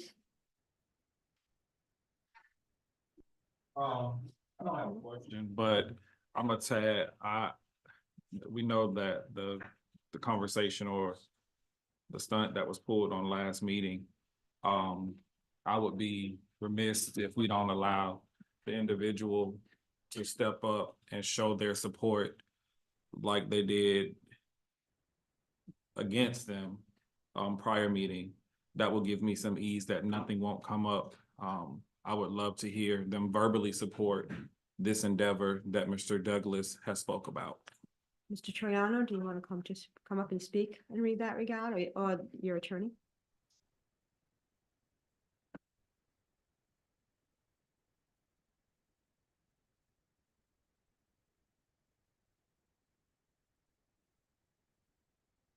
His attorney wasn't here when he spoke up the last time. But if there is hesitation and they had a mutual conversation, if they came to a mutual agreement and had conversation, why is there hesitation in stepping up to the podium right now? That would be my question. Yeah, I think I can answer. You have, please come to the podium and give your name and address for the record. My name's Josh Woolsey. My personal address is sealed. I'll give my work address. It's 203 Fort Wade Road in Ponte Vedra, Florida. So Charlie and I have talked the last, really yesterday and today. And where we're at is we're not here currently verbally supporting this, but what we've decided to do because of the short amount of time is we're going to meet next week. The group that I'm here on behalf of and Mr. Douglas's group have a plan to meet likely Tuesday of next week. And there's a very likely possibility that at the next meeting, we're standing up here in full support of what's being requested by Mr. Douglas. As of today, in good faith and conversations with Mr. Douglas, we decided to sit and not make public comment, as you saw, but we want to have a meeting next week with Mr. Douglas's team and think there's a high likelihood that we will be able to stand here in support of what's being requested. We just haven't had the time to all get together to have those lengthy discussions because there's a lot involved and there's a lot of questions on the side that I'm here on behalf of. And I don't know if that specifically addresses your question. I wasn't here at the last meeting, so. Commissioner Campbell, does that address? No. And I say that simply because he was bold enough to get before us the last time without seeking counsel. And again, if he's bold enough to do it then, he's bold enough to do it now on his word. That, again, we don't want anything to come that will bite us in the behind, for lack of better words. But then again, I've also got from what you're saying, be slow to speak next time. Well, I think the issue is nobody wants unnecessary That's litigation or. fine. It's done. You don't have to say anymore. Sure, Thank you. sure. Thank you. Thank you. What direction would the board like to take? Commissioner Murray. I'm in favor. If there's no legal issues or concerns about this land swap, I mean, we got a lot of support in the community. Charlie has proven to substantiate his stances, justify, make moves and move forward with projects that he puts out. If they had conversations, I trust that they did. I'm in favor. I'm in favor of moving I'm forward. not saying that I'm in favor. I'm just making sure my stance is the same. I'm in favor of moving forward. If there are no legal concerns related to it, I think we have a 4-month due diligence period. I'm not objected to it, so. Commissioner Borum. Well, I gotta look at the values and look at the entire package on both sides, what the city is giving up and also what we're getting and how could the city use that, and also maybe some things that it could be potentially put in the contract as it relates to staffing, and our staff was, I guess, occupying that space in addition to the volunteers that's over there. So I need to see all these things in a concrete contract put before us. Well, because we'll be voting on something that we don't have nothing in hand to be able to make a good sound decision on, in my opinion.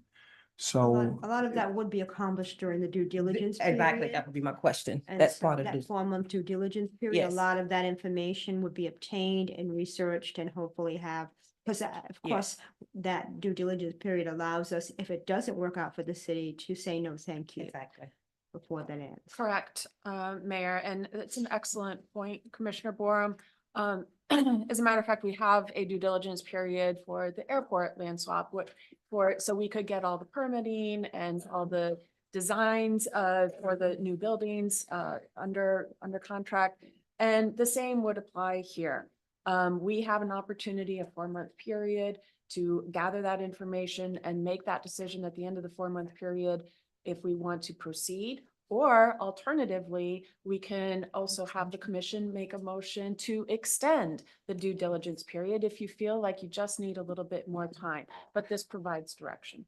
Go ahead, If you Commissioner were Campbell. to entertain a motion, I will make a motion. You or you? I'll make a Go motion ahead, that- Commissioner Campbell. I'll make a motion that we move forward with the land swap with the 4-month due diligence with the ability to extend should the city see fit. Second. We have a motion and second, all in favor? Aye. Aye. Any opposition? Thank you. We have one, let's see, let's go on to the next item on the agenda. Hold applause. Thank you. Adopt resolution 2024. We'll let everybody exit first and ruckus will.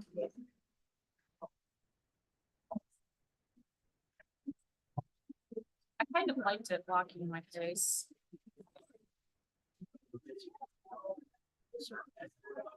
Don't know whose it is.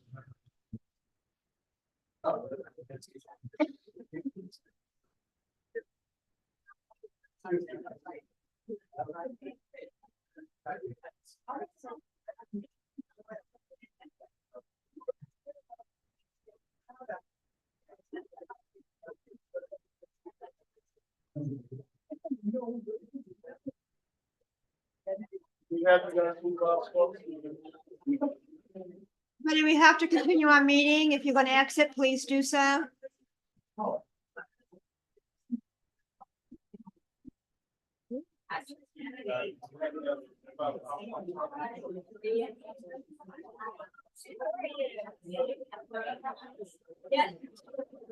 Please be quiet. We'll head out.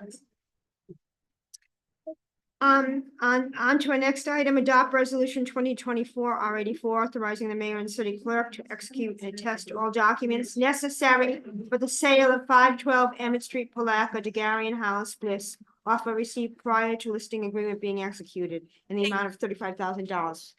Thank you, Madam Mayor. I'm pretty much going to repeat the same thing. 2024 R84, a resolution of the city of Palatka authorizing the sale of 512 Emmett Street, authorizing the mayor and the clerk to execute and attest all documents conveying the transfer of the real property on behalf of the city, amending the 2023-24 budget accordingly and providing for scrivener's errors. Thank you, Mr. Griffith. Yes, Mayor, Commissioners, as you're aware, at the last commission meeting, you authorized entering into a listing agreement with Coldwell Banker, Mark Spalding specifically, for the sale of 512 Emmett Street. The listing price was set at $30,000. Prior to authorizing that listing agreement, we had a party reach out to the city and make an offer for the property. And as is customary in the industry, if you have a party reach out prior to being in an agreement with a listing agent, you can exclude that party from that agreement. So that was done. That first party, Mr. and Miss Hollis, or no, sorry, what's the last name? Gary and Bliss. Hollis Bliss. Bliss. Hollis is with us tonight, so thank you. Yes, she does. Yeah. So the Blisses made an offer. That offer was for $35,000. They subsequently agreed to additional terms, which was a reverter clause. Their intention is to build a single-family home, of which they want to reside in. They asked for 5 years to do that. And if they do not start construction within that 5-year time period, the city retains the right to purchase the property back at market value. Once we had that, we put it on your agenda. And between the time when the agenda was published and tonight, we did receive another offer from the listing agent. That offer came in at $36,000, and they also included what's called an escalation addendum, where they agreed to go up in increments of $500 over the purchase price of the competing offer up to $40,000. So the main difference between the two is the reverter clause that they agreed to. The second offer stated that they intended to start construction of a house within 1 year and would agree to a 1-year reverter. So the city would be able to, if they decided, purchase that property back at market value if the second party doesn't start construction. I also want to point out that the difference between the price is not that much, but under the second offer, we are obligated to pay the broker's commission, which equates to $2,160. So if you take what appears to be the higher offer, the city actually nets a couple $1,000s less. You get more, or you get quicker activity in terms of building, because you got a 1 year to start construction and get it done in 1 year reverter. So that's quicker as opposed to 5. Correct, sir. I can actually make this conversation a lot shorter. The second contract is actually not a viable offer. The city of Palatka is not listed as the seller. It's Daniel Gornto, and he's no longer the owner of the property. Because it is a real estate transaction, everything must be in writing. It's in common law. So why are we even entertaining it? It was a review of the contract. Well, I believe that's just a Scrivener's error. I believe that the person that drafted this contract went and looked at the tax appraiser's record, and they're not reflecting the city as the owner yet, because the appraiser doesn't immediately change the owner of record once the contract is actually taken to recording. So Okay. And I she's do the have- attorney, but Right. I mean, that's a simple white out and change it to the appropriate seller, city of Palatka. It is. Is there only one agent involved? Is it only Mr. Spalding? Mayor, I honestly don't know. It was transmitted from Spalding. Okay, just because my thought on that is that Mr. Spalding does know the city owns it versus somebody else, but it's just a statement. I just have a problem with what just transpired with our legal and our staff. Legal is here to advise us, and if she has advised us as of now, it's not a viable option, and staff has combated, including mayor, I am at very much a place of unreadiness to move forward. With regards to that, I am just, I don't think it's a good look. And my apologies, I just had an opportunity to review the contract. I mean, very no late need, in I the mean, day. it is what it is, but The key point is, I think, I'm not sure if, I don't know how long they had to, I guess, advertise or whatever the probably to be able to allow for people to be able to bid on the property, and I don't know what methods they use. So with that being said, with the interest, I mean, would it be proper? Is there a time, is this time sensitive to the point to where we're gonna, it's $35,000. Right. So is it okay, would it be okay to re-advertise and allow for others to be able to apply for the property? Sure. So there are some time constraints. The Bliss contract, which is the first one for 35,000, has a deadline of April 12th, tomorrow, for the city to approve. Okay.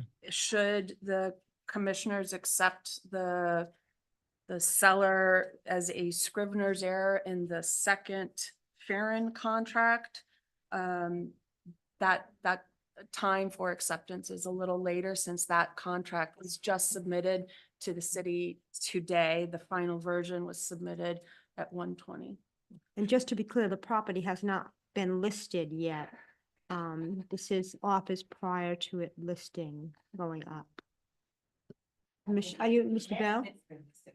I believe it is currently listed. However, we did get an offer before Before it was listed, and that's the offer that's before you. And the one today came from the list. Yes, that's correct. And that's why there is a commission involved in the second offer as opposed to in the first offer.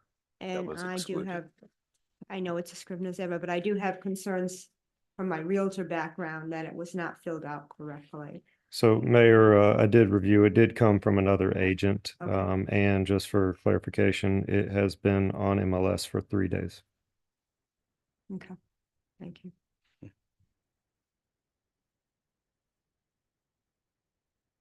So it's my understanding if the commission does not act today, that based on the offer, that it would expire, and it would be up to the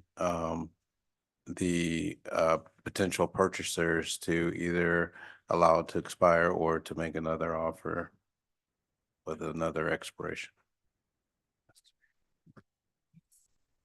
I just want us to do best practices. I don't want us to put ourselves in a position to make it appear as if we're not being completely transparent or things of that nature.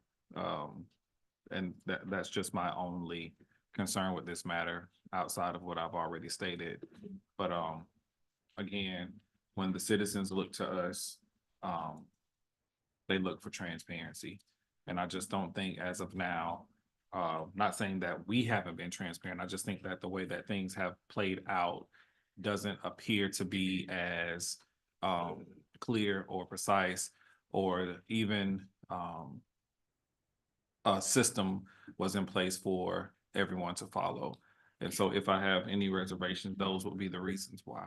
Can I make a recommendation to That's what I want perhaps to ask resolve for the your, transparency? your Actually, guidance in this whole. You do a process. highest and best with date certain.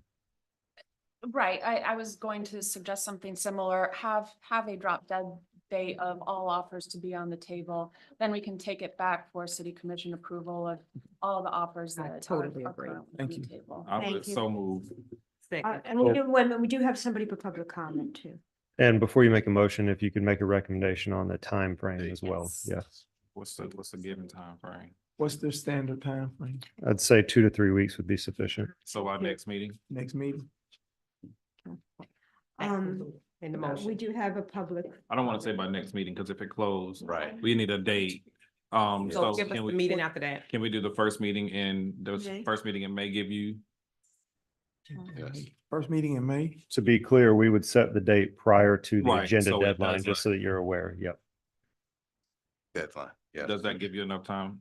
Right. Yes. Attorney West. Got it right. I got it right. Miss Bliss, Mrs. Bliss, could you please come up, name and address for the record? Hollis Bliss, 134 Cedar Creek Road, excuse me, Palatka. And I thank the commissioners and Mayor Correa for listening to me. Frankly, I really don't understand what just happened. So we put forth our offer.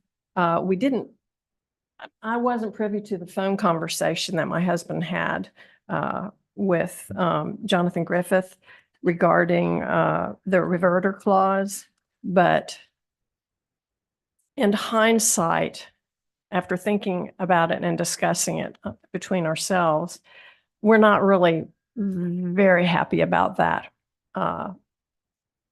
whole situation. Also, in hearing that the second offer is wanting to include some sort of a clause where the offer increases in increments of, I think it was $500 above the previous offer. We're absolutely not interested. So we could probably cut this whole conversation short. We're not interested in getting into some sort of a bidding war over that lot. I mean, frankly, it's not worth it to us. So, I don't know where that leaves the whole situation. It might make it easier for you, but we're not going there. So, if you want to just perhaps take our offer out of the mix, it might be easier because it's getting way too complicated for a small residential lot, in our opinion. But we really appreciate your consideration, and we appreciate your consideration too. So, and thank you. I Thank appreciate it. you. Okay, so with that, we need a motion. We make a motion to, Set for a date certain. set for a date certain, all bids must be in prior to our first meeting, which date would you? When is pre-agenda for May? Yes, the deadline for agenda acceptance. It would be the 30th of May for staff. I mean, April. April. So the deadline of April 30th, and if I can make a recommendation for none of the offers to have an escalation clause. And if the commission so desires for this reverter to be included in the contract, give me that direction and I will include it as a requirement for all offers. That reverter is basically if no construction activity has commenced in a 5-year time period, then the city has the option, it doesn't have to, has the option to buy back the property at the purchase price. The point being that we don't want a piece of vacant property sitting there forever. So, yes, so the reverter to a maximum of 5 years. Is somebody gonna add that? I would like to not have it at 5 years because you have property that is Three. tied up that somebody else could be Right. potentially Just give me a time. utilize. Just give Well, me, I let- think, yeah. so- I would recommend. 3 No, years. no more than 3. Okay, so Commissioner Campbell has to add that too. She said a lot. So I'm just asking that the stipulation include a reverter The clause. time frame is until the April 30th. April 30th, Mhm.